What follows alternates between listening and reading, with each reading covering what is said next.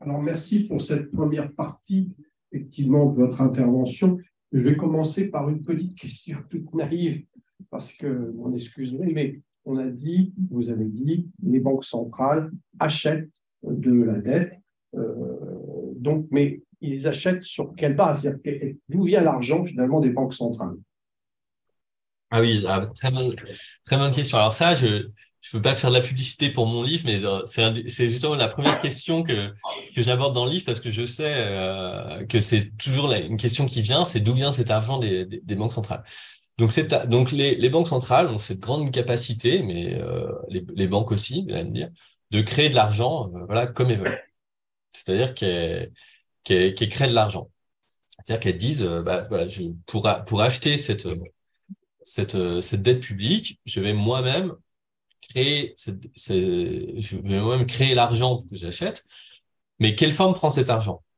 C'est-à-dire que c'est pas des billets, quoi. C'est-à-dire qu'ils impriment pas des billets qui vont en aller aux banques. Donc c'est-à-dire que cet argent que les banques centrales créent quand elles achètent de la dette publique, et j'avoue que c'est compliqué à imaginer vraiment quelle forme ça prend. Enfin, mais concrètement, la forme que ça prend, c'est un dépôt d'une banque privée à la banque centrale. Donc, je redis, c'est-à-dire que la banque centrale achète, on va dire, disons, à la BNP. Donc, achète, on va dire, 1 million d'euros de dette publique. Donc, la BNP a 1 million d'euros de dette française. La banque centrale lui dit, je veux acheter ce million d'euros de dette française. Et là, la dette publique, la BNP dit, avec quel argent? Et la banque centrale dit, je vous ouvre un compte chez moi, donc à la banque centrale, avec 1 million d'euros. Et donc, la BNP dit, bah, très bien. Donc, quand la Banque centrale a acheté la dette publique française à la BNP, ça veut dire qu'en contrepartie de ça, elle a ouvert un compte de 1 million d'euros à la BNP. Vous allez me dire, quel intérêt pour la BNP? Donc, bah, donc c'est là où se crée un peu je ne vais pas dire la magie des banques centrales, mais c'est ça, c'est-à-dire que la BNP se retrouve avec 1 million d'euros de compte à la Banque centrale. Donc pourquoi la BNP a intérêt à faire ça? Elle a intérêt à faire ça parce que la Banque centrale a fait ça pour plein d'autres banques, et donc la BNP peut utiliser cet argent qu'elle a à la Banque centrale pour payer d'autres banques. Parce que si la BNP, par exemple, disons, doit de l'argent, 1 million d'euros à la Société Générale, parce qu'imaginez, vous êtes très riche et vous avez fait un chèque de, euh, de 1 million d'euros à un client de la, vous êtes de la BNP à un client de la Société Générale. Et donc, en fait, la BNP va pouvoir utiliser cet argent qui a été créé par la Banque centrale pour payer d'autres banques. Ouais. Et donc, en fait, ce que fait la Banque centrale, c'est créer cet argent qui, en fait, circule ensuite entre les banques. Et les banques, alors la question après dit, la question qui vient souvent, c'est bah, est-ce que ces banques remettent l'argent dans l'économie? Et donc en fait, oui, elles le remettent dans l'économie. C'est-à-dire que si vous allez, donc là encore, vous utilisez, vous faites un chèque, bah, la BNP va utiliser cet argent à la Banque centrale pour payer une autre banque. Donc c'est de l'argent qui, au final, contribue, enfin, existe vraiment. Enfin, correspond à des transactions réelles. L'autre exemple, c'est que si vous allez à votre distributeur et vous retirez 100 euros de la BNP, bah, en fait, que fait la BNP dans ces cas-là? C'est-à-dire qu'elle prend euh, des billets qui sont imprimés par la Banque centrale et qu'elle prend sur son compte qui est lui-même qu'elle paye par son compte à la Banque centrale. Donc c'est pour ça qu'en fait, en contrepartie de la dette publique achetée par la Banque centrale, les comptes des banques privées à la Banque centrale ont énormément augmenté. Et je pourrais en parler des heures, mais une des conséquences de ça, c'est quel taux d'intérêt la Banque centrale paye sur les comptes de ces banques à la Banque centrale. Parce qu'à un moment, les banques disaient, ah, mais du coup, vous nous donnez cet argent, c'est très bien, mais il faudrait peut-être la rémunérer. Le problème, c'est que avant, jusqu'au début des années 2000, les banques centrales faisaient jamais ça. Elles disaient, non, non, mais c'est des banques privées, déjà, on vous fait une faveur, on vous achète tout ce que vous voulez, on va pas en plus vous rémunérer vos dépôts.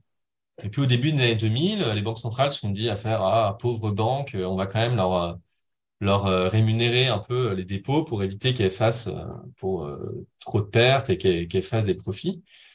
Et là, ça a créé des énormes problèmes récemment, puisque vous savez que les banques centrales, suite à l'inflation, ont augmenté les taux d'intérêt.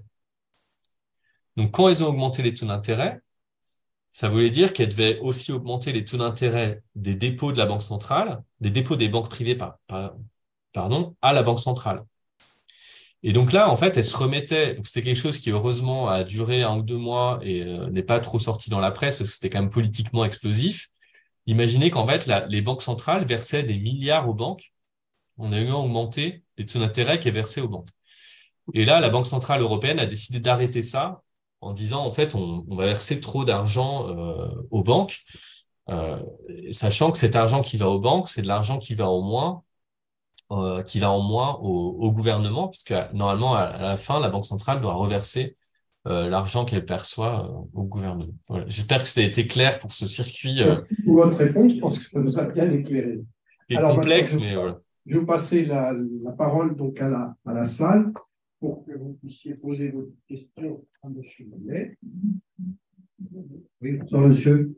Ça veut dire que en période lorsqu'il y a rachat, il y a création de monnaie par la Banque centrale. Est-ce que l'inflation qui commence à prendre, je dirais, de l'importance, est-ce que ce n'est pas le coup d'arrêt au rachat donc des dettes par la Banque centrale dans le sens où ça pourrait rendre les États plus prudents? Donc, et ma deuxième question, c'est que est-ce que ce système de rachat de la dette a fonctionné pour la Grèce lors de la crise, et est-ce que ça pourrait éviter ce système de rachat, disons de manière importante, pour un État européen, de façon à lui éviter la situation de l'Argentine qui avait été interdite de marché financier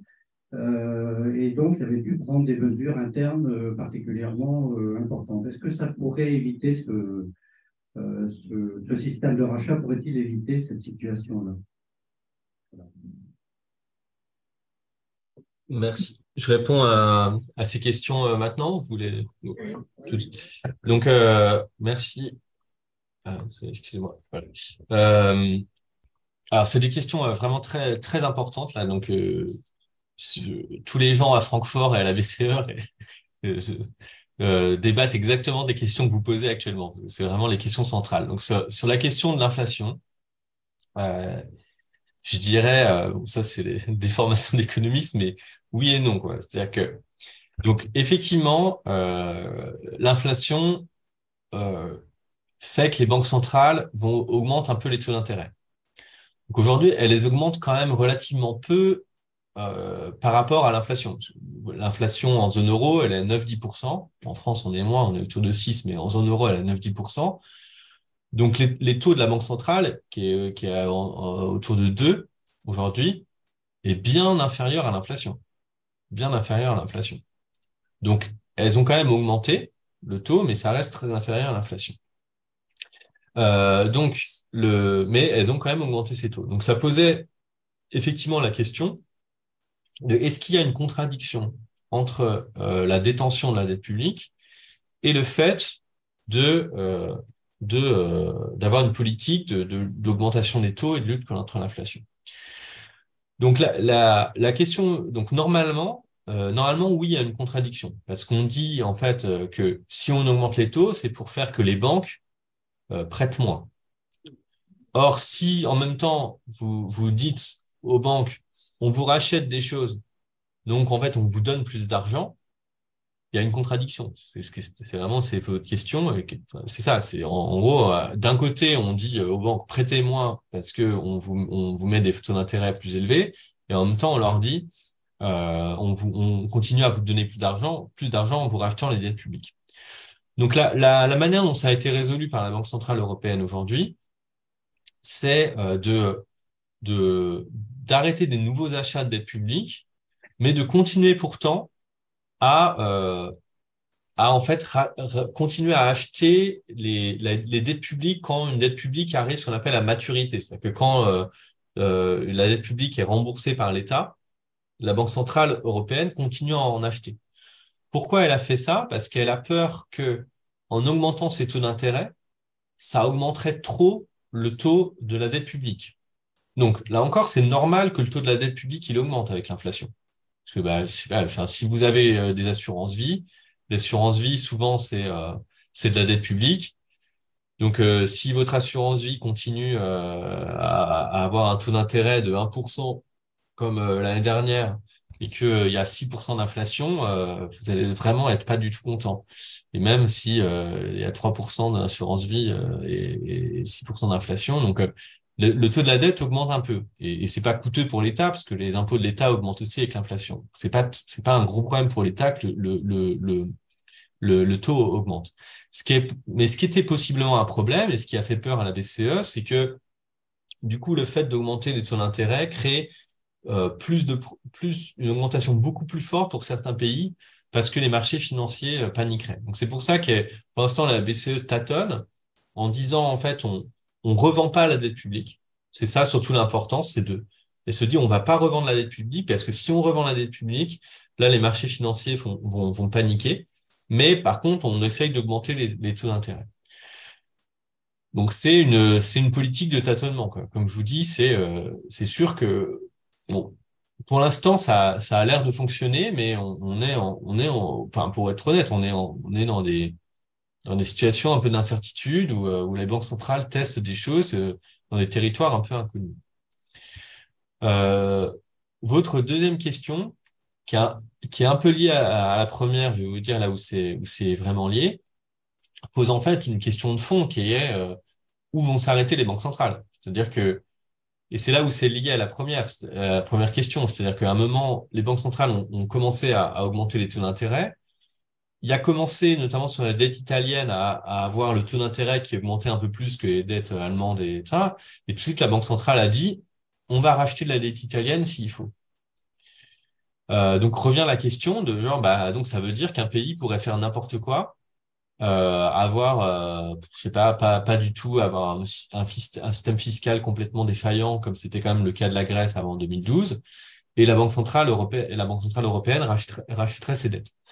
Donc le problème c'est vraiment posé en ces termes, et donc ça vous avez en fait deux approches. C'est-à-dire vous avez l'approche qui était plutôt l'approche, on va dire, qui avait été dans un premier temps fait en 2010, c'est-à-dire de dire dans un premier temps c'est un pays qui a des gros problèmes de dette publique. La Banque centrale ne doit pas financer sa dette. Et puis, il faut mettre le pays vraiment avec ce qui était à l'époque la Troïka, quoi. C'est-à-dire envoyer des gens qui vont tout réformer, faire des réformes pour baisser le coût de la dette publique, des retraites, etc., etc. Donc, des réformes très, très dures qui, au final, en fait, ont eu plutôt des effets pervers sur la dette publique parce que c'était des réformes qui ont en fait aussi cassé la croissance. Et au final, si vous n'avez pas de croissance, vous pouvez pas repayer la dette publique. Donc ça, c'était la vision très dure en 2010 qui n'a pas marché, qui honnêtement c'est-à-dire que ça n'a pas marché au sens où ça a pas arrêté le problème de dette publique. Et donc au final, il a fallu que la Banque centrale européenne revienne en disant bon, on va quand même acheter de la dette grecque, mais il faudra que la Grèce s'engage à quand même faire des réformes, mais un peu moins fortes que celles qui avaient été prescrites par la Troïka dans un premier temps. Donc aujourd'hui, on est arrivé sur un peu une sorte de compromis qui a été décidé par la Banque centrale européenne en juillet, pardon.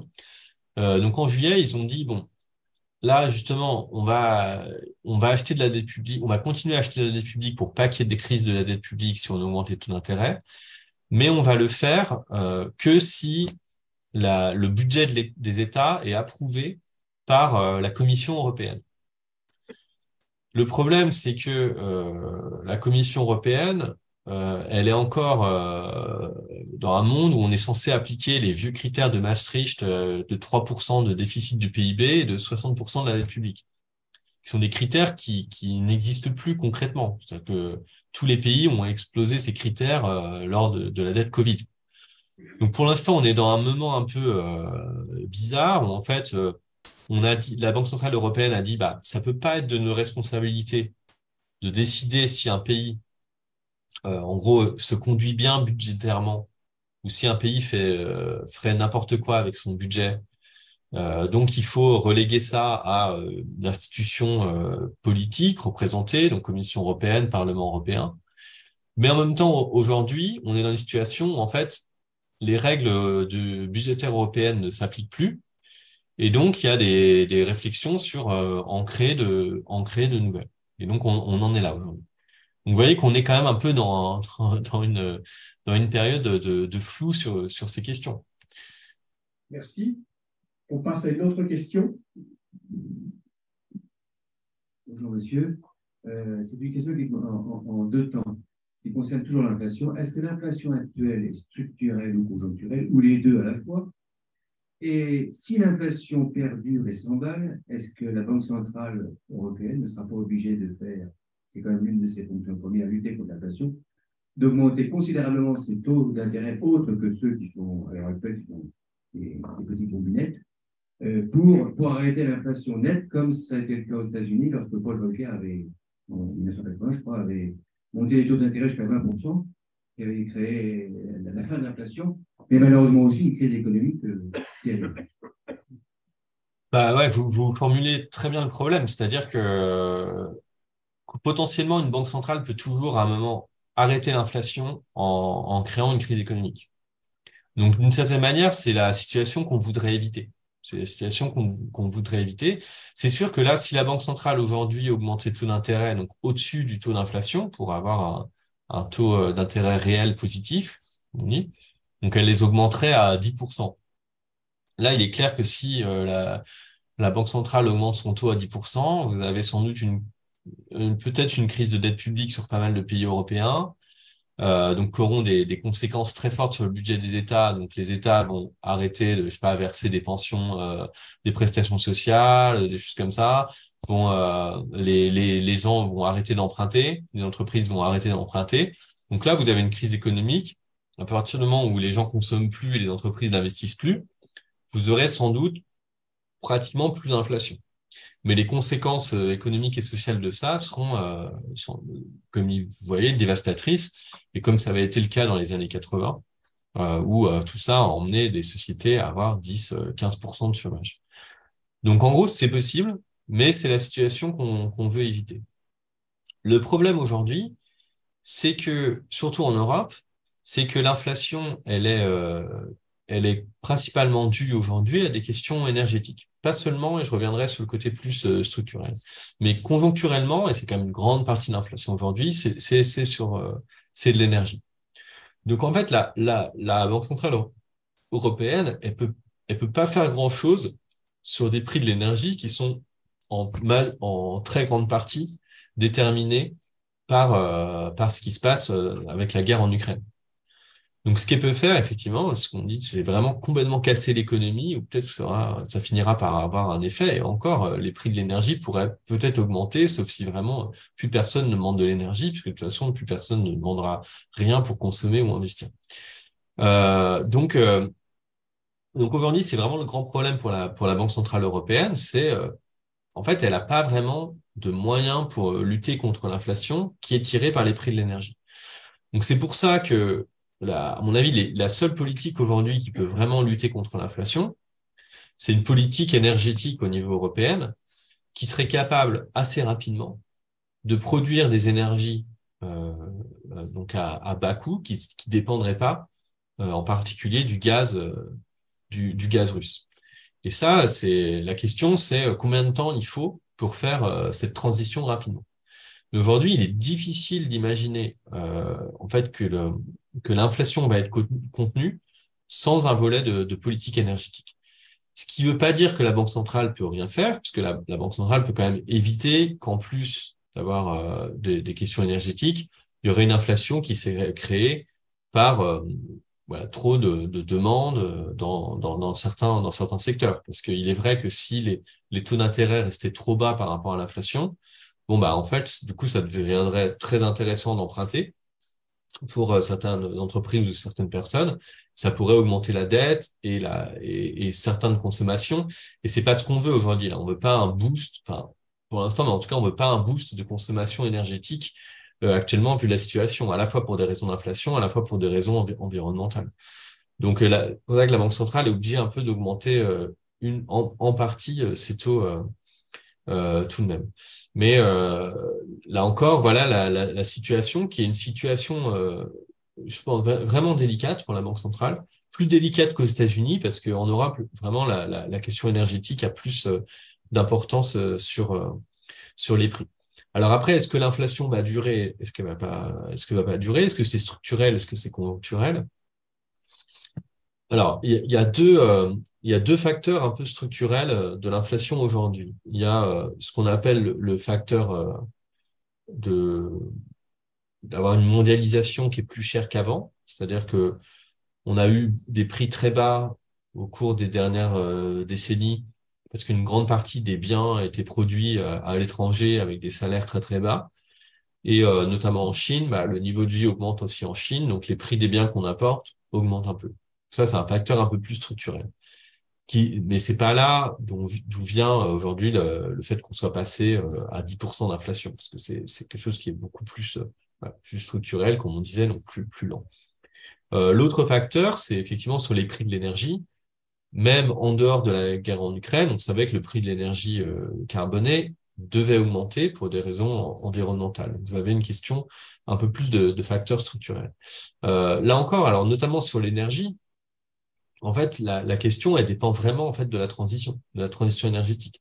Ça, c'est vraiment quelque chose qui est très important aujourd'hui, dont on s'est rendu compte, c'est qu'en fait, la question de la stabilité des prix, aujourd'hui, elle correspond vraiment à des objectifs aussi de politique environnementale.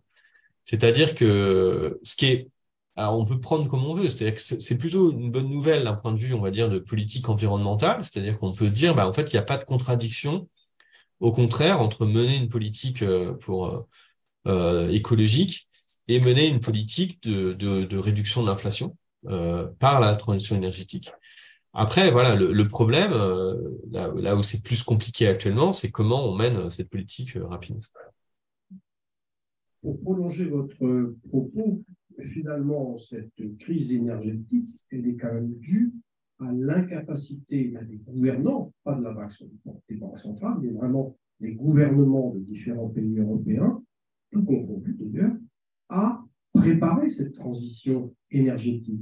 L'incapacité, effectivement, que l'Allemagne, les pays de l'Est, notamment l'Allemagne, d'être complètement dépendant du gaz russe, l'incapacité de la France à maintenir son parc nucléaire à un niveau convenable alors qu'on avait une énergie qui était quand même abondante.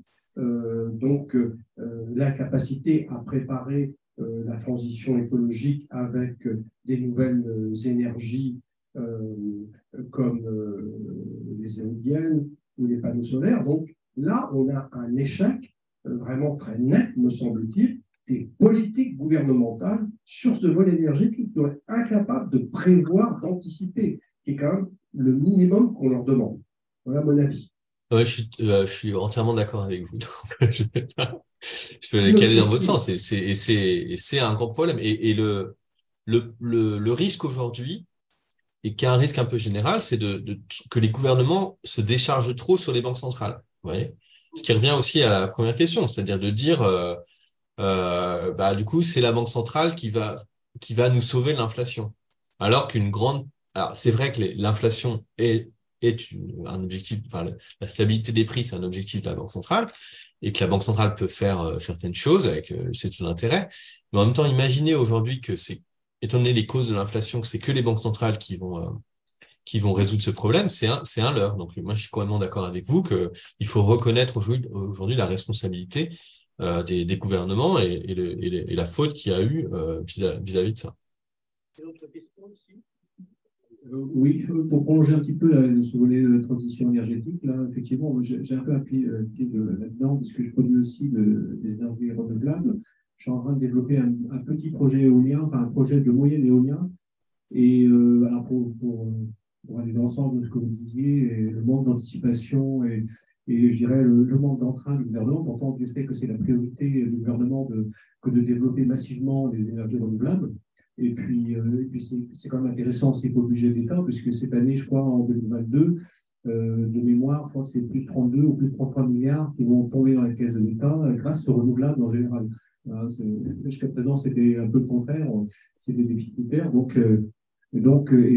Moi, concrètement, sur le terrain, je constate qu'on nous met des bâtons dans les roues encore aujourd'hui, malgré ces nécessités. On vient d'obtenir un permis de construire pour un parc éolien et on est sur un tarif guichet qui fait que, comme nos éoliennes ont pris 30% de hausse en un an, aujourd'hui, donc économiquement, le projet ne passe pas. À 7 centimes 4, voilà, on ne passe pas et rien ne bouge. Oui, enfin, c'est l'État derrière. EDF, c'est l'État. Hein, donc, Et voilà. excusez-moi, parce que ça a coupé, j'ai pas entendu. Alors, pourquoi est-ce que le projet passe pas? Ça a vraiment coupé votre dernière Oui, parce que phrase. c'est un tarif, en fait, il y a 2 ans, c'était un tarif avantageux 7 centimes 4 le kilowattheure vendu. C'était intéressant compte tenu du prix des matériels. Mhm. Or, en un an, les matériels ont pris 30%, c'est-à-dire que c'est du moyen, hein, donc c'est un dégât, c'est 1 million d'euros, donc à 300 000 euros par 6, 2 millions d'euros de plus. Économiquement, ça ne passe plus, le projet ne passe pas. Et voilà, donc c'est un marché de niche, hein, en fait. Hein. Ah il y a un seul fabricant en France, c'est Poma qui est spécialisé dans les télécoms bon, il n'est pas compétitif. Hein. Donc effectivement, c'est un peu comme les panneaux solaires. Hein. Les panneaux solaires, c'est quasiment 95% chinois et les éoliennes, en fait, on n'a que 2 choix. Hein. C'est ou un Allemand qui travaille qui collabore avec les Chinois ou les Danois. Voilà. Mhm. Donc, sinon, c'est dommage évidemment qu'il n'y ait pas de marché français. Mais bon, voilà, en fait, cette énergie-là, on crée de la valeur pour le pays, parce que je ne sais pas, cette année, on va peut-être avoir un déficit commercial de quoi, 70, 80 milliards avec sur les produits fossiles. Hein, donc ça va doubler, quoi, doubler notre déficit commercial, quoi. Et c'est Mhm. vrai que cette production, parce qu'en fait, le projet qu'on mène, c'est un projet citoyen. C'est-à-dire qu'on ouvre le capital, on est un groupe de locaux à avoir monté ce projet-là. C'est quand même assez exceptionnel pour le dire. D'ailleurs, on n'a eu aucun recours hein, pour le permis de construire, donc il y a eu une bonne acceptabilité au niveau du territoire. Pour une fois, ce n'est pas le problème Comment? de l'acceptabilité qui est posée. Ah oui, absolument. Non, en gros, c'est le gouvernement voilà, qui par négligence, je dirais, je ne crois pas qu'il soit, voilà, c'est par négligence, et c'est sur un ensemble de petits projets comme ça qu'on crée de la valeur au niveau local, au niveau du territoire, et qui va servir aussi à QBO. Hein, donc voilà. Voilà, donc c'est un peu dommage, on sera obligé sans doute de faire appel après à des instances pour essayer de sensibiliser un peu au plus haut niveau pour faire bouger les choses. Mais ce n'était pas ma question, hein, c'était juste une petite digression. Non, mais Euh, ouais. Oui, pardon, allez-y. non, mais Allez, je vous en non, prie, je vous en prie. oui, oui, non, moi ce qui m'inquiète, si je viens là, c'est en tant que citoyen un peu épargnant. Bon, quand vous parliez donc de tout ce mécanisme de rachat de dette publique et tout ça, enfin, moi j'ai quand même la nette impression qu'on a mis sur les marchés un excès de liquidité quelque part un excès de liquidité, ça sort toujours par de l'inflation, d'une façon ou d'une autre. Hein. Ça peut aller dans l'immobilier, dans des choses comme ça. Mais voilà, en fait, c'est pas très sain, tout ça, cette création monétaire. Si on revient un peu en arrière, parce que vous aimez revenir en arrière, en 2007-2008, le subprime, où les banques centrales sont intervenues massivement pour relancer l'économie, pour éviter qu'elle s'effondre. Bon, il y avait peut-être une marge de manœuvre parce que les taux d'intérêt étaient beaucoup plus élevés à l'époque, donc c'était plus facile de créer de créer de la monnaie. Mais si s'il y avait encore en 2023 une crise financière majeure, est-ce que la BCE, les banques centrales, ont encore des marges de manœuvre pour relancer et pour éviter que les économies s'effondrent? Donc, sur les, enfin, sur le premier point de votre question, c'est plus facile de répondre. C'est vrai qu'effectivement, il y a des effets très pervers sur les prix. Donc, ce qu'on a vu, euh, c'est ce que vous disiez, c'est qu'en fait, l'injection de liquidité par les banques centrales, donc en fait, elles rachetaient, donc réellement, elles rachetaient presque essentiellement de la dette publique. Mais quand vous rachetez de la dette publique, vous faites un transfert aux banques. Donc, les banques, elles ont cette liquidité, donc comme je disais tout à l'heure à la banque centrale, mais en fait elles peuvent s'en investir ailleurs, donc ça faisait augmenter le prix des actifs. Et c'est vrai que c'est ce qu'on a vu pendant 15 ans, c'est-à-dire que les conséquences de ça, c'était plus dans le prix des actifs, donc l'immobilier et les actions. que dans l'inflation. Et je pense d'ailleurs que même si aujourd'hui il y a de l'inflation aujourd'hui, je pense pas qu'elle ait un lien direct avec les politiques des banques centrales ces dernières années. C'est pas un lien purement direct. Après, on peut quand même dire que enfin, je pense notamment en sortie de confinement, le fait que les taux d'intérêt étaient bas, etc., a peut-être renchéri une demande de consommation, etc., à un moment où il y avait des problèmes d'offres, de chaînes d'approvisionnement. Donc, c'est pas totalement lié, enfin, c'est pas totalement déconnecté, pardon, mais bon, je pense pas qu'en fait l'injection de liquidité des banques centrales a créé l'inflation des prix aujourd'hui, parce que en fait, c'est plutôt passé dans ce que vous disiez sur les actifs et notamment sur l'immobilier, ce qui est évident. Je veux dire, les taux d'intérêt ont été tellement bas pendant 10 ans que les gens achetaient de l'immobilier, donc s'il était plus facile de s'endetter, donc à partir du moment où il était plus facile de s'endetter, c'était plus facile d'acheter des biens plus chers. Et donc évidemment que le fait que les banques centrales aient maintenu des taux d'intérêt très bas pendant 10 ans a participé à faire que les prix de l'immobilier ont été plus élevés. Donc, a créé des formes d'inégalité, et notamment à l'accès à la propriété, qui ont fortement augmenté en France et dans beaucoup de pays. Et ça, je suis totalement d'accord avec vous, ça a été un des effets pervers des politiques des banques centrales depuis 20 ans. C'est que ça a favorisé des gens qui avaient déjà les moyens, on va dire, d'avoir du capital. Et c'est là où il y a un peu un problème, parce que en même temps, ces politiques-là, elles permettaient aussi à l'État de continuer de se financer. Elles permettaient qu'on évite une crise économique comme celle de la Grande Dépression des années 30, et que, alors qu'on a vécu la plus grande crise financière après celle de 29 en 2008, les taux de chômage en moyenne, hein, ça peut dépendre des pays, mais n'ont pas totalement explosé. Et ça, c'est aussi grâce aux banques centrales. Mais vous voyez que, donc, je pense qu'in fine, peut-être que les banques centrales ont eu raison de faire ça pour éviter un effondrement économique et donc une augmentation très forte du chômage, une réduction des dépenses publiques trop forte. Mais in fine, ça a eu des conséquences aussi qu'il faut assumer, enfin qu'il faut reconnaître, qui ne sont pas, qui en termes d'inégalité sont problématiques, etc. Donc la question c'est qu'est-ce qu'on fait? Est-ce que du coup on les corrige? Comment est-ce qu'on les corrige? C'est-à-dire, est-ce qu'il faut du coup faire une politique du logement qui permette de corriger la politique de la Banque centrale? C'est un problème aujourd'hui. Mais on voit qu'on est dans des sociétés qui en fait ont du mal à avoir un système financier soutenable. Enfin, tout ce que ça nous apprend tout cela, c'est que en fait le système financier, en gros, ne fonctionne mal tout seul. Il a besoin d'avoir des tréteaux de l'État, des banques centrales pour vraiment fonctionner. Ce qui pose problème, ce qui pose problème. Donc après, il y a cette question de est-ce qu'il y a des choses dans le système financier qu'on pourrait un peu réparer pour que ça fonctionne un peu. Et sur je vous aviez une autre question, ça c'était sur ah oui, les marges de manœuvre des banques centrales, est-ce qu'elles en ont encore? C'est une grande question. Il y a des économistes qui disent qu'effectivement, elles en ont plus parce que elles ont déjà acheté beaucoup de dettes publiques, etc. Moi, enfin, justement, si on regarde le Japon, en fait, on voit il y a encore, il peut encore y avoir des marges de manœuvre. Mais il peut y avoir des marges de manœuvre, mais à un prix voilà, qui est d'assumer une société où les dettes augmentent encore très fortement, avec les conséquences économiques dont on parle tout à l'heure. Donc il y a des marges de manœuvre, mais ces marges de manœuvre, c'est pas, il y a toujours des conséquences, quoi. Donc, c'est ces conséquences qu'il faut un peu anticiper et auxquelles il faut réfléchir. Question. Oui, une question. Merci pour votre intervention et pour la qualité des réponses. Juste, est-ce que vous pouvez nous préciser la part ou le montant des intérêts que l'on paye, afin qu'un État comme l'État français paye actuellement, et en quoi ça a ouvert ou ça a les répercussions sur le budget lui-même, ou en tout cas sur les marges de manœuvre qu'un État comme la France, ou peut-être aussi les autres États, a en payant sa dette quelque part, en payant en tout cas non pas en réglant sa dette, mais en payant les intérêts de sa dette. Ouais.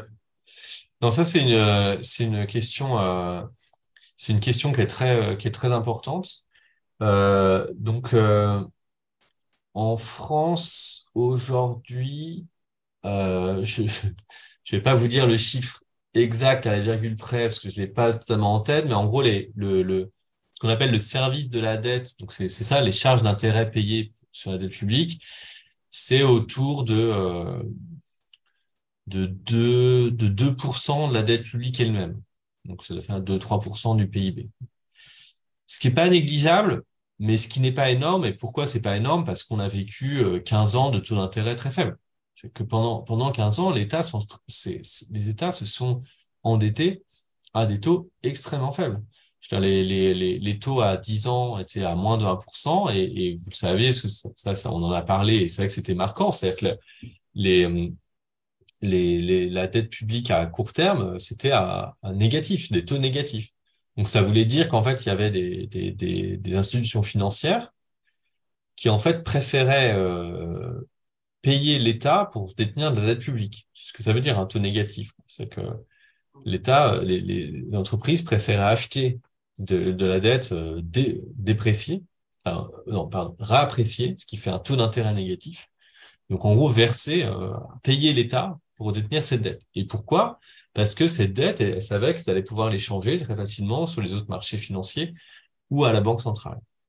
Donc, grâce à ça, en fait, on a eu un taux de charge de la dette qui est quand même faible. Enfin, historiquement, en perspective historique, c'est très faible d'avoir seulement 1 ou 2% de la dette qui va être en charge. Donc aujourd'hui, c'est relativement consensuel de dire qu'en fait, la charge de la dette n'est pas un énorme problème. Voilà. Après, c'est toujours enfin, la question de la dette, c'est toujours une question. Enfin, l'État, il y a pas 36 choix. Hein. C'est un État, c'est soit il réduit les dépenses, soit il s'endette, soit il augmente les impôts. Donc c'est toujours une forme de, en fait, ces intérêts de la dette, à qui ils sont versés.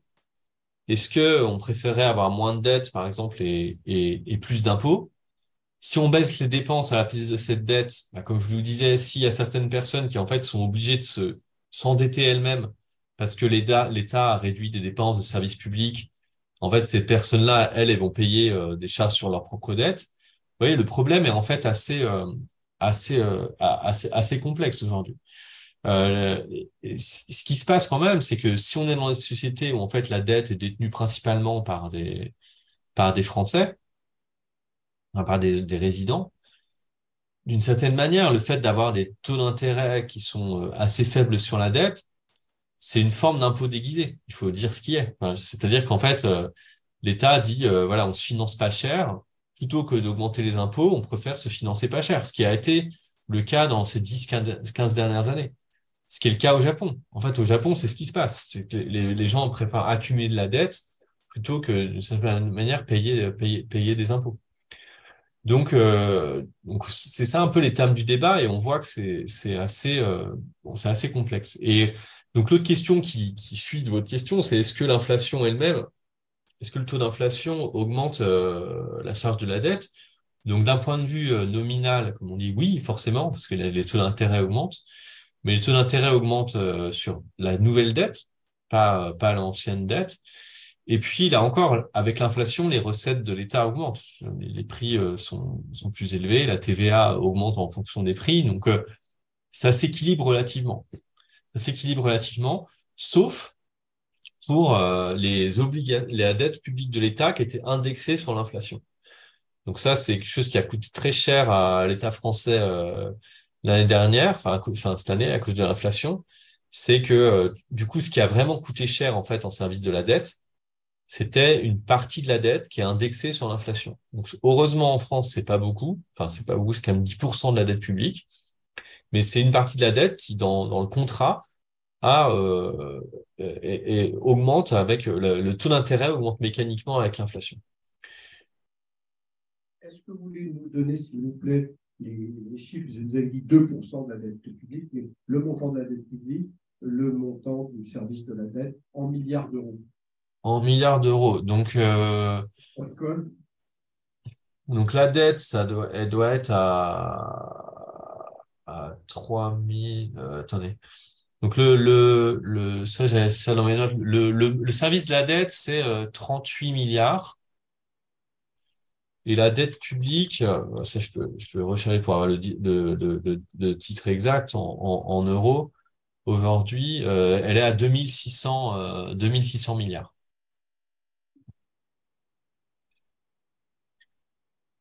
OK. Donc c'est des montants importants comme vous le voyez. Et oui, le PIB de la France, c'est à peu près 2000 milliards. Ouais, aujourd'hui on est à 2003. 2003, donc c'est presque un an. Non, on est à 110%, 112% du PIB. Là encore, hein, là, il y a toujours ce débat, à quoi est-ce qu'il faut comparer la dette? Est-ce que le PIB est la bonne comparaison? Parce que, enfin, vous voyez, quand on compare la dette d'une entreprise, enfin, pour une entreprise ou même pour l'État, je dirais, la dette, généralement, on la compare soit au service de la dette, donc ce que vous disiez tout à l'heure. Et là, vous voyez que par rapport notamment à des ratios d'entreprise, 2% de la dette qui paie la dette, en fait, c'est faible. Euh, L'autre chose à quoi, en fait, on peut avoir l'habitude de comparer la dette, c'est aux actifs. Donc, c'est la question de, finalement, qu'est-ce qu'il y a comme actif en face de la dette? C'est-à-dire que si l'État se mettait à faire faillite, avec quoi il pourrait rembourser?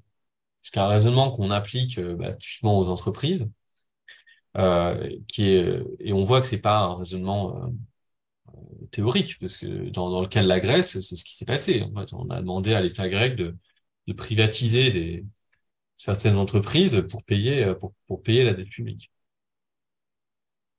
Et donc aujourd'hui, si on regarde des graphiques qui avaient été publiés par Thomas Piketty qui avait fait le capital un peu de la France, ce qui est un peu particulier aujourd'hui, c'est qu'on est arrivé effectivement dans un cas où la dette de l'État excède les actifs de l'État. Après, voilà, la manière de mesurer les actifs de l'État, c'est quand même à la louche, quoi. Il y a plein de choses qu'en fait, on ne sait pas exactement mesurer quand on mesure la richesse de l'État. Mais en tout cas, c'est vrai qu'aujourd'hui, la dette publique est très élevée quand même par rapport à la dette de l'État. Par contre, aujourd'hui, la dette publique, si on la rapporte à l'ensemble de la dette privée, elle est pas très élevée en rapport historique, quoi. De même, si on la rapporte par exemple au capital, le capital total des gens, mais ce qui est lié, ce que je disais, c'est par exemple à la question immobilière. En fait, étant donné que les prix de l'immobilier ont énormément augmenté, et donc à la fois le capital des ménages, mais aussi leur dette, la dette publique par rapport à ça est pas si élevée. C'est vrai qu'on vit dans des sociétés, là encore, bon, c'est les travaux, ce qu'on montrait de Piketty. On vit dans des sociétés avec énormément de capital. Quand il y a beaucoup de capital, ça veut dire qu'il y a de la dette. Forcément, les deux sont liés. Donc, on vit dans des sociétés où il y a beaucoup d'endettement. Il y a beaucoup d'endettement parce que, paradoxalement, c'est des sociétés riches. C'est-à-dire qu'on n'a pas une société qui est pauvre, il y a pas d'endettement. Un pays qui est pauvre, vous allez trouver personne pour financer la dette publique. Donc c'est ça qui est paradoxal aujourd'hui, c'est qu'en fait on se retrouve dans des sociétés avec beaucoup de dettes et on voit très bien, et toute la discussion qu'on a depuis 1 heure et demie le montre, c'est qu'en fait on sait pas trop gérer ça. Mais la raison pour laquelle on a beaucoup de dettes, paradoxalement, c'est parce qu'on est riche. Parce que à partir du moment où il y a des gens qui sont riches et qui accumulent la dette, il faut bien que cette dette que cet argent finance quelque chose, et donc la dette provient aussi de ça.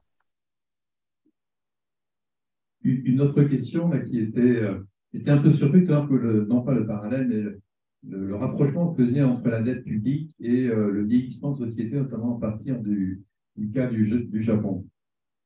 Mais est-ce qu'on a tendance des fois à dire ou à essayer de dire que la dette, ce n'est pas un cadeau que l'on fait aux générations futures.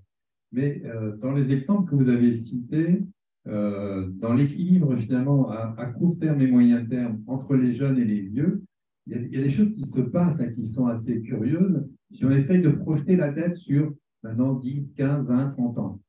Et précisément, ce n'est plus les vieux d'aujourd'hui qui vont payer ces dettes-là, Et les jeunes d'aujourd'hui vont, eux, être amenés à affronter quelque part, non pas la dette, mais les intérêts de la dette, au niveau où elle sera quand eux, ils seront en pleine activité, je ne sais pas, dans 20, 30 ans, par exemple.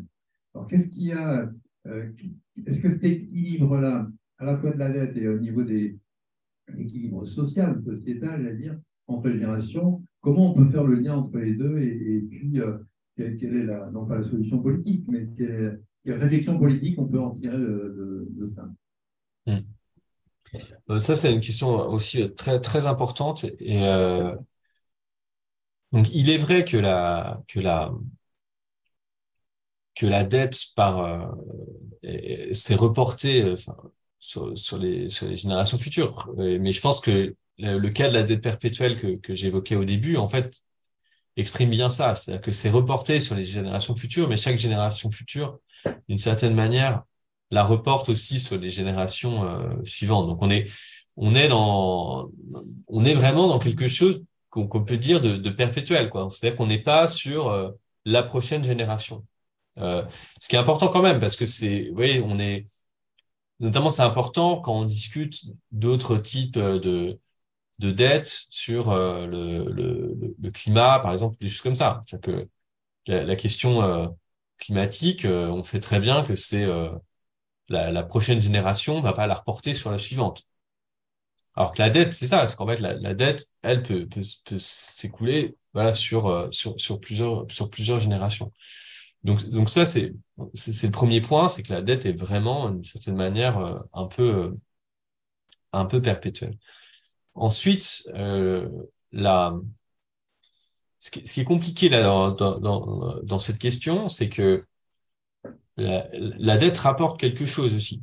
Donc, c'est-à-dire que là, les gens, enfin, d'une certaine manière, des revenus de la dette publique aujourd'hui détenus par, on va dire, les générations les plus âgées, créent un revenu qui peut aussi être un transfert à des générations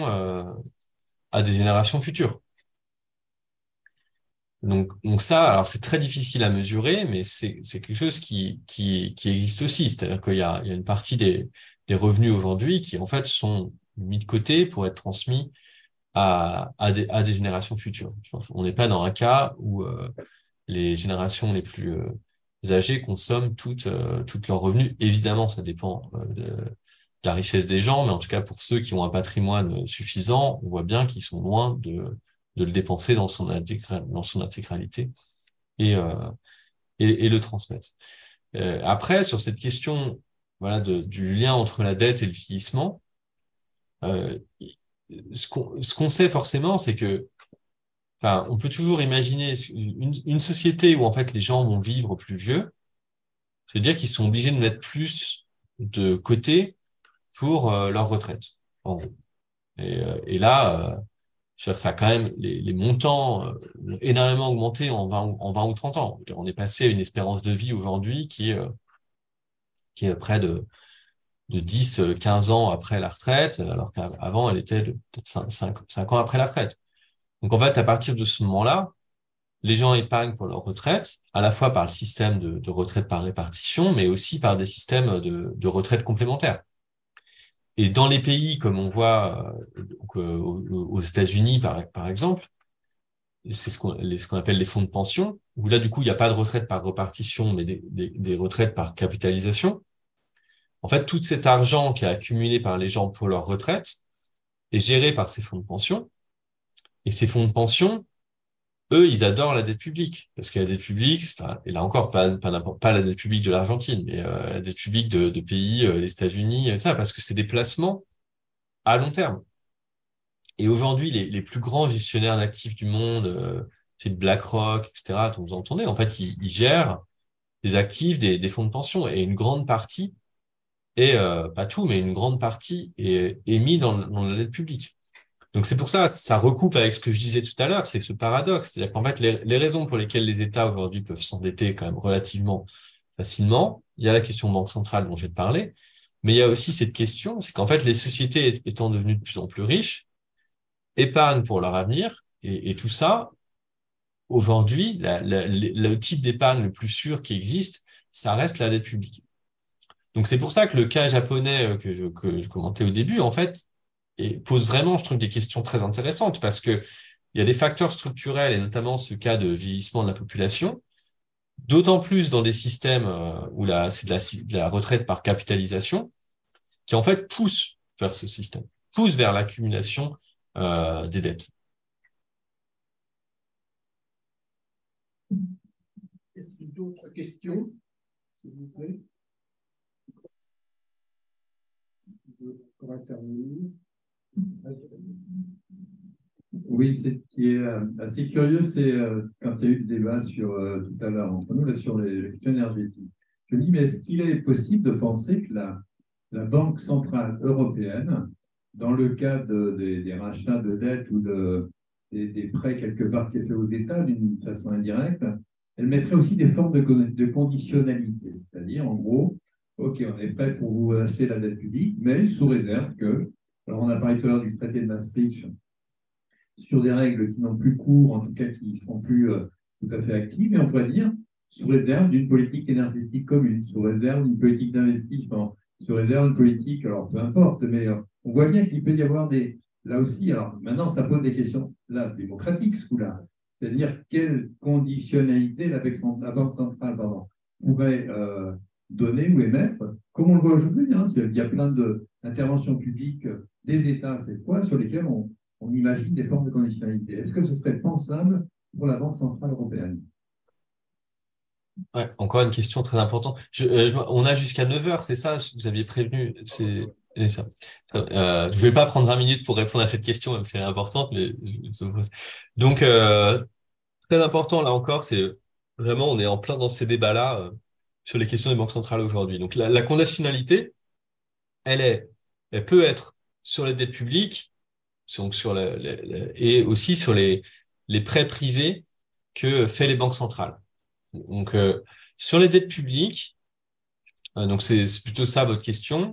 En fait, les conditionnalités qu'elle peut imposer, enfin, en fait vous avez déjà tout dit, c'est-à-dire que, étant donné que c'est un choix politique parce qu'elle l'imposerait à des États, ça ne peut passer que par en fait des règles édictées par la Commission ou le Parlement européen. Effectivement, c'est-à-dire que si la Commission dit aujourd'hui, en fait, un État euh, enfin, un budget soutenable, on pense qu'un budget soutenable, c'est un budget qui inclut dans la dette publique des investissements verts. Et je pense, et il y a des bonnes raisons de penser ça, parce qu'on sait aujourd'hui que les conséquences climatiques qui risquent d'arriver sont encore plus potentiellement désastreuses pour la dette publique. Bon, j'exagère, mais si on prend le scénario du pire, c'est-à-dire que un été où toutes les forêts brûlent et la moitié des côtes sont inondées, bon, on sait très bien qu'au final, ça risque de coûter cher pas seulement à l'État, mais en partie à l'État. Donc en fait, on sait très bien que potentiellement les risques climatiques, c'est aussi des risques pour les dettes privées, hein, aussi pour les investisseurs. Je veux dire, les investisseurs privés, ils se retrouveront avec des activités qui ne valent plus rien, mais c'est aussi un vrai risque pour les dettes publiques. Donc aujourd'hui, il y a des bonnes raisons de faire ce que vous dites, c'est-à-dire de dire en fait un budget soutenable doit avoir des conditionnalités. Et si la Commission dit ça, la Banque centrale européenne peut le suivre en disant effectivement si un État se retrouvait à pas suivre ces règles-là, alors on pourrait limiter son achat de dette publique ou des choses comme ça. Ce qui quand même risque d'avoir des conséquences fortes. Donc c'est un choix assez fort. Donc, je pense pas qu'il faille aller peut-être jusqu'à la conditionnalité la plus forte là-dessus à la Banque centrale, mais en tout cas au niveau européen, il y a des conditionnalités à mettre sur ces questions, sur la dette. Après, il y a la question des dettes privées qu'on achète par la Banque centrale. Tout à l'heure, j'ai dit que la Banque centrale achetait surtout des dettes publiques. En fait, la Banque centrale, ça dépend des banques centrales dans le monde, mais la Banque centrale européenne achète 80% de dettes publiques, 20% de dettes privées. Donc, c'est les dettes privées. Là, elle s'est engagée récemment à acheter uniquement des dettes privées qui auraient des critères de soutenabilité environnementale. vient après la question de ces critères. Vous êtes au courant qu'il y a plein de discussions aujourd'hui en disant les normes, critères environnementaux, ça peut être du greenwashing, etc. Donc là aussi, c'est important de faire des normes qui, elles, là, sont faites par la Commission européenne, d'avoir des normes très claires sur ce que c'est que des dettes privées, donc d'entreprises privées qui seraient soutenables d'un point de vue environnemental. Le troisième levier d'action de la Banque centrale là-dessus, c'est par des prêts. Ça, j'en ai moins parlé, mais l'autre chose que fait la Banque centrale, c'est de faire des prêts aux banques. C'est-à-dire qu'elle fait pas seulement des achats d'actifs, de dettes publiques ou privées, mais elle fait aussi des prêts. Donc un prêt, enfin comme quand une banque vous fait un prêt, mais là c'est la Banque centrale qui fait un prêt à la banque. Dans le vocabulaire de banque centrale, ça s'appelle je sais même pas comment on dit en français, mais en anglais on appelle ça le Targeted Long-Term Refinancing, donc TLTRO, si vous cherchez TLTRO, le sigle sur la Banque centrale européenne. Donc là, c'est la Banque centrale, comme j'ai dit, prête à des banques. Donc là, il y avait déjà des formes de conditionnalité, parce que pour éviter justement que cet argent soit utilisé par les banques pour faire que du crédit immobilier, et donc ne pas prêter aux entreprises, la Banque centrale avait posé des conditionnalités en disant on ne prêtera aux banques que si les banques s'engagent à utiliser cet argent pour faire du crédit aux entreprises et pas du crédit immobilier pour ne pas alimenter des bulles. Donc, la question qui est très forte aujourd'hui en ce moment, aujourd'hui, pardon, c'est est-ce que du coup il faut imposer des conditionnalités sur ces prêts en disant voilà, la Banque centrale européenne ne refinancera que des banques si les banques s'engagent à utiliser cet argent pour financer des éoliennes ou des choses comme ça. Et ça, c'est vraiment en discussion, notamment parce que la Banque du Japon le fait, la Banque de Chine aussi. La Banque centrale européenne ne le fait pas encore, mais a évoqué plusieurs fois la possibilité de le faire. Là encore, je pense que si ça se fait, ce serait mieux d'avoir une sorte de validation du Parlement, parce que ça reste un choix qui est quand même un choix politique, et donc par pure procédure démocratique, je pense que c'est quand même important de les réaliser. Ce serait bien qu'il y ait un soutien formel du Parlement européen, mais en tout cas, c'est quelque chose qui peut tout à fait se faire. Et à mon avis, il y a des chances qu'on aille vers ça. Si, je vais ajouter un commentaire effectivement sur les dettes publiques. J'ai le sentiment qu'effectivement, à travers tout ce qu'on a dit, elles vont effectivement continuer à se poursuivre parce que vous avez cité le cas des épargnants, le cas des fonds de pension, mais il y a aussi effectivement beaucoup d'argent au niveau mondial avec l'augmentation notamment des prix du pétrole. On voit bien quand même qu'il y a des pays qui ont énormément d'argent, la Chine aussi, même la Russie sous l'embargo avec l'augmentation des prix du pétrole finalement a pu engranger. Donc il y a de l'argent au niveau mondial. Donc évidemment, comme vous l'avez expliqué, il va s'investir dans les dettes publiques puisque vous avez déclaré effectivement que c'était une dette sûre. Ouais, tout à fait. Et c'est là où les États ont de la responsabilité, vraiment. Enfin, on fait un point qui a déjà été soulevé, mais c'est vrai qu'à partir du moment où, et là encore, c'est pas n'importe quels États, il faut toujours le redire, c'est-à-dire qu'on parle des États riches, considérés comme sûrs. Et il y a une grande inégalité là-dedans, c'est-à-dire qu'il y a plein de pays qui n'ont pas cette force. Et c'est justement des pays qui devraient aussi faire une transition écologique et ces questions-là. Donc ça pose aussi la question de comment ce privilège, enfin le privilège des pays riches, il est à multiples niveaux et il est aussi sur cette capacité en fait de s'endetter beaucoup plus facilement parce que c'est des pays considérés comme sûrs, ce qui pose aussi la question qui a été posée un peu à la COP des transferts que ces pays peuvent faire à des pays riches, à des pays plus pauvres et qui ont besoin de transition écologique. Mais bon, pour redire en fait, c'est peut-être une autre manière de dire un peu ce qu'on disait beaucoup dans cette discussion, c'est qu'on voit que peut-être un peu radical, enfin pas radical, mais si on force un peu le trait, ce qu'on voit quand même, ce qui s'est passé aujourd'hui, c'est que l'idée que en fait les marchés financiers à un moment, seraient les plus à même de dire à un moment s'il y a trop de dettes ou pas assez de dettes, ne fonctionne pas pour la dette publique. Enfin aujourd'hui, c'est-à-dire que à la fois parce que eux, ils sont pas, les marchés financiers sont pas assez rationnels pour dire cette dette, elle est bonne, elle est pas assez bonne. Et deuxièmement, parce que, en fait, il y a de telles conséquences sociales de la dette publique qu'on a décidé de dire il faut utiliser les banques centrales pour stabiliser tout ça.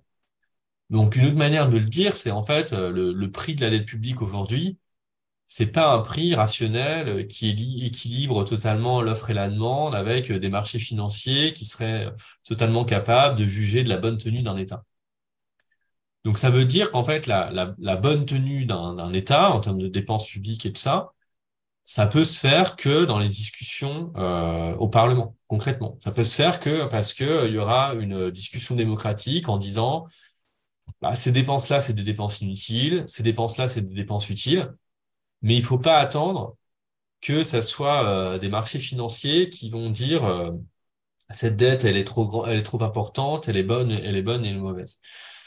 Et c'est ça où en fait où je pense qu'on découvre vraiment aujourd'hui, quoi. C'est cette idée que en fait, d'une certaine manière, la responsabilité du budget de l'État, c'est une vraie responsabilité démocratique. C'est pas quelque chose à confier au marché financier, ce qui est d'une certaine manière une bonne nouvelle, mais de l'autre, en fait, remet la responsabilité là où elle est. C'est-à-dire que c'est une question vraiment politique et qu'il faut débattre dans toute son envergure et sa complexité.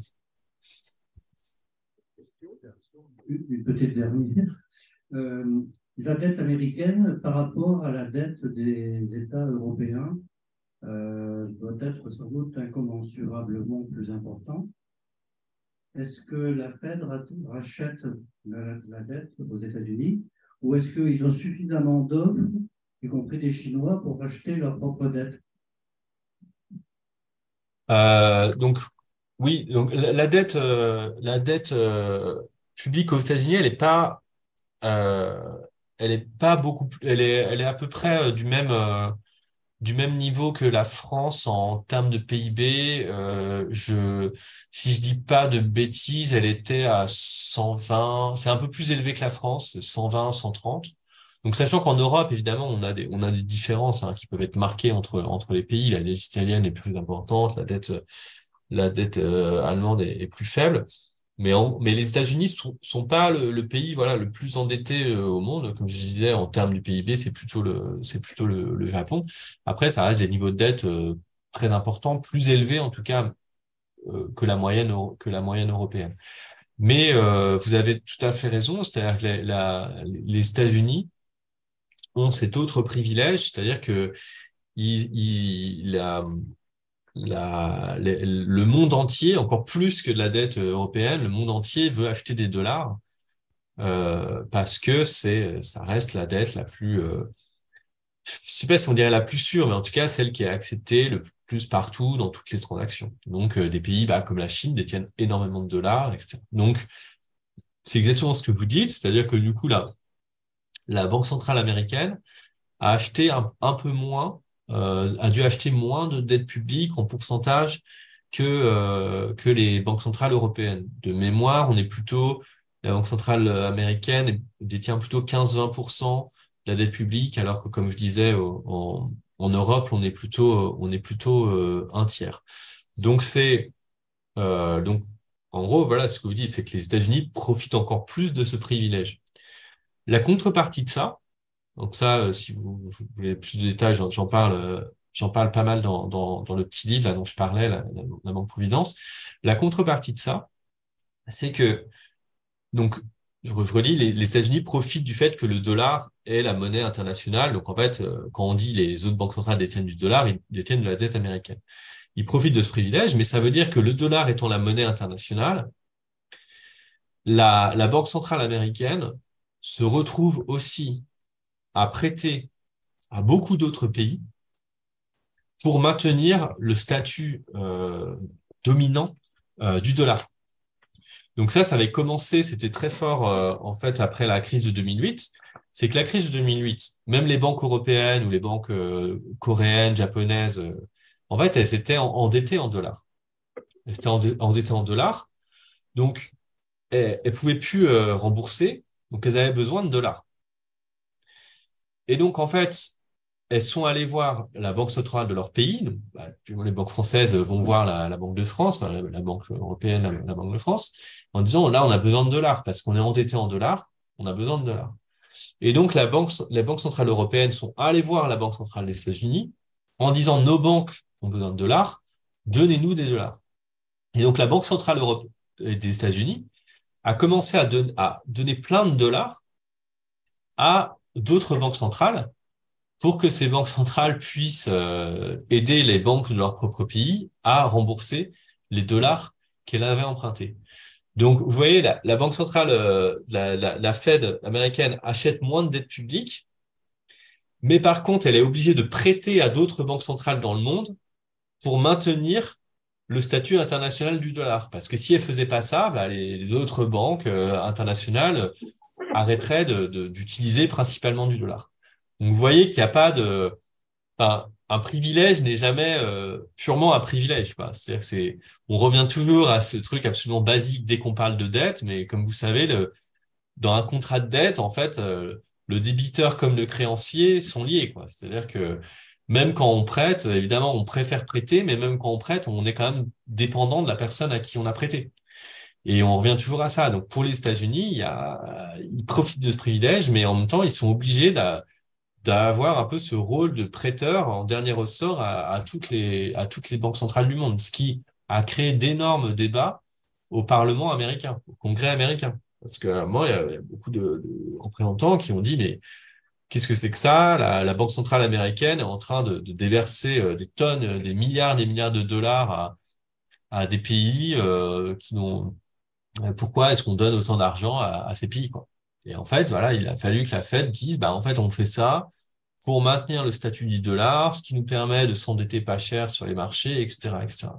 Ce qui donne un peu, je trouve, enfin, ce cas est intéressant parce que ça illustre très bien le monde dans lequel on vit, quoi, des interdépendances financières extrêmement fortes entre pays et aussi entre dette publique et dette privée et le rôle des banques centrales au sein de ce système. Une autre question.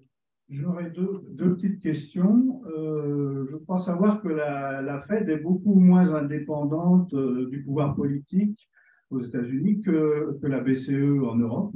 Donc, quel avantage est-ce qu'on aurait à se rapprocher d'un système plus proche de celui des États-Unis? Avantage ou désavantage? Est-ce qu'on peut les comparer ou pas? Et d'autre part, comme ça, une remarque, on entend beaucoup moins parler aujourd'hui des agences de notation des États. Pour vous, de quoi est-ce que ça pourrait être le symptôme? Comment vous interprétez ça? Bah, sur les agences de notation, je pense que c'est vraiment le symptôme de ce que je disais tout à l'heure, c'est-à-dire on vit dans un monde où, en fait, à un moment, le prix de la dette sur les marchés financiers n'est plus, enfin, en fait, c'est plus les marchés financiers seuls, en tout cas, qui déterminent le prix de la dette, quoi. C'est le rôle des banques centrales, enfin, c'est que les banques centrales ont joué ce rôle-là. Donc, en fait, on est moins dans cette idée que c'est vraiment les agences de notation, les marchés financiers qui vont déterminer le prix de la dette, quoi. Du fait de rôle du fait du rôle des banques centrales. Et pour ensuite votre donc question sur l'indépendance. Oui. Alors la question de l'indépendance des banques centrales, c'est toujours une question très très complexe parce que enfin, faut le dire rapidement, il y a la règle et il y a la pratique, quoi, comme dans beaucoup de domaines. Donc, dans la règle, enfin, sur le droit, effectivement, la Banque centrale des États-Unis, hein, est moins indépendante. Moins indépendante, en fait, c'est pas si clair dans le droit, mais par contre, ce qui est sûr, c'est qu'il y a beaucoup plus de liens de coordination entre la Banque centrale et le Trésor. Donc un exemple, c'est que pendant la pandémie, vous voyez, nous en France, on a fait des prêts garantis par l'État en Europe. Aux États-Unis, en fait, l'équivalent des prêts garantis par l'État, ça a été fait par la Banque centrale, mais avec le soutien du Trésor. Donc ça montre qu'en fait, on peut avoir une coordination très forte entre les deux. Après, il reste une indépendance qui est comme en Europe, c'est que normalement, la banque centrale ne peut pas recevoir d'instructions, d'ordre du pouvoir.